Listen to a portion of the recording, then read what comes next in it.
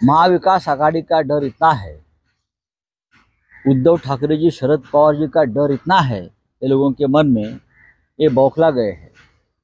48 सीटें हैं। महाविकास आघाड़ी 40+ की तैयारी में है।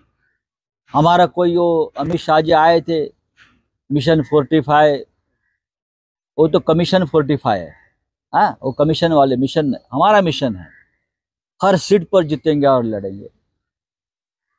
तो देश की सत्ता में जो परिवर्तन होगा तो महाराष्ट्र की भूमि से होगा। इसीलिए बीजेपी चाहती है मोदी जी महाराष्ट्र से चुनाव लड़े, नागपुर से या पुणे से।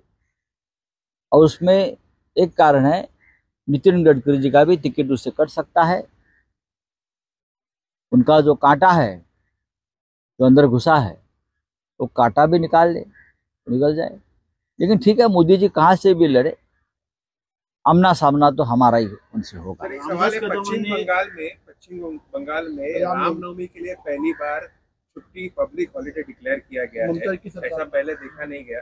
कई चुनाव के चलते इस तरीके का निर्णय लिया। अगर ये बीजेपी करती है तो चुनाव का निर्णय नहीं, अगर ये बीजेपी करती है तो चुनाव का निर्णय नहीं, ममता जी करती है तो चुनाव का निर्णय। ये सोच आप बदल लीजिए, देश बदल जाएगा। वो भारतीय जनता पार्टी का चुनाव लगाव आयोग हो गया है, ये सबको मालूम है। बीजेपी की एक्सटेंडेड ब्रांच है वो चुनाव आयोग नहीं है जो शेषन साहब के जमाने में था। हाँ, इस देश के चुनाव के ऊपर एक वॉचडॉग की तरह काम करने वाला, तटस्थ, निष्पक्ष, हाँ, वो चुनाव आयोग नहीं है। 10 साल में चुनाव आयोग का भी प्राइवेटाइजेशन हो गया है और ये बीजेपी की एक ब्रांच हो गई है। इसलिए चुनाव आयोग है नहीं है उससे कोई फर्क नहीं पड़ता है। अब 2 लोग चले गए, एक बाकी है। तो जैसे और जगह पे के जब चाहे हाई कोर्ट, सुप्रीम कोर्ट, हाँ, गवर्नर हाउस में बीजेपी के लोग नौकरी को लगा देते हैं, वैसे कोई 2 लोग लगा देंगे बीजेपी के। जैसे ईवीएम मशीन बनाने वाले कंपनी में 2 लोग बीजेपी के डायरेक्टर लगा दिए हैं। ये चुनाव आयोग किस तरह से काम करता है उसका अनुभव हमने लिया है, शिवसेना ने लिया है, राष्ट्रवादी कांग्रेस पार्टी ने लिया है।